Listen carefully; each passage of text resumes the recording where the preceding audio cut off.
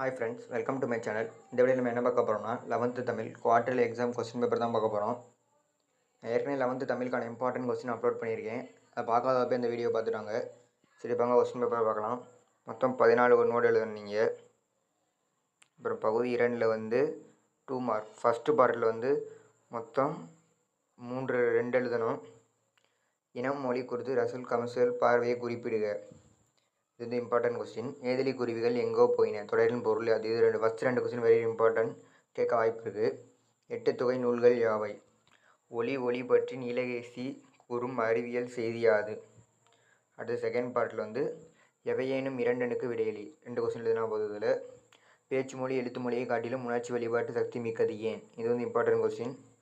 ஊவேசா அவர்களின் பயின்ற கல்வி முறை குறித்து குறிப்பு வரைக. இது இம்பார்ட்டன்ட் கொஸ்டின். சங்க காலத்தில் தமிழ் மொழியின் நிலை பற்றி ராசமாணிக்கனார் கூற்றியாது. அப்புறம் இதில் தேர்ட் பார்ட்டு, இது முக்கியமான பார்ட்டு, ஏன்னா இலக்கணம் பார்ட்டு. இதில் தான் அதிகமாக எல்லோரும் மிஸ்டேக் விட்றீங்க.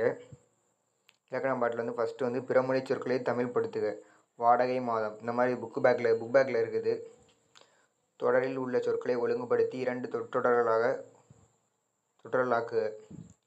ஓர் பயிர் பறவை வளர வேண்டும் அழகான தண்ணீர் மயில்.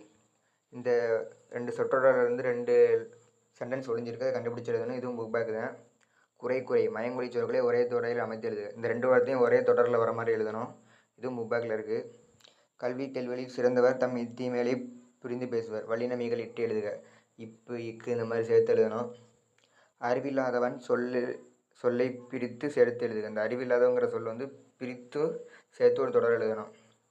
வேறு சொற்கள் தொடர்களாக மாற்றுக. புலனறிவு புணர்ச்சி விகுதி கூறுக. புணர்ச்சி விகுதி, இந்த விதியை மட்டும் படிச்சுட்டா போதும். எல்லா இதையும் நம்ம புணர்ச்சி பண்ணிட முடியும். அப்புறம் ஊமை எவற்றின் அடிப்படையில் தோன்றும். இது இலக்கண கொஸ்டின். இதுவும் புக் பேக்கில் இருக்குது. விடைக்கேற்ற வினா அமைத்தல். ஒரு ஆன்சர் கொடுத்துட்டு அதுக்கு நம்ம கொஸ்டின் கிரியேட் பண்ண சொல்கிறாங்க.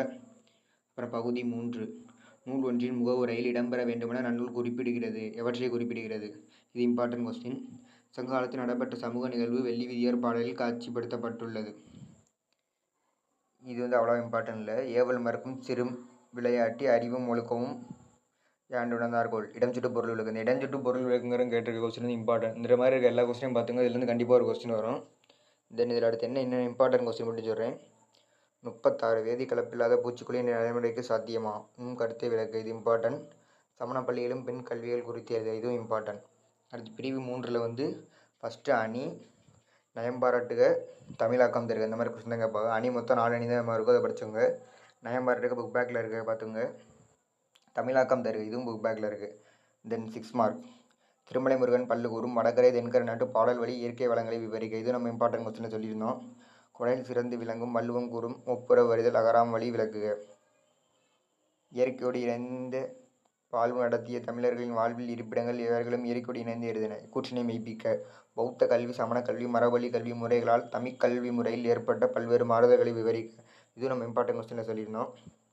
யானை டாக்டர் கதை வாயிலாக இயற்கை உயிரின பாதுகாப்பு குறித்து நீர் அறிந்தவற்றை எழுதுக. இதுவும் நம்ம இம்பார்ட்டன்ட் கொஸ்டினில் சொல்லியிருந்தோம்.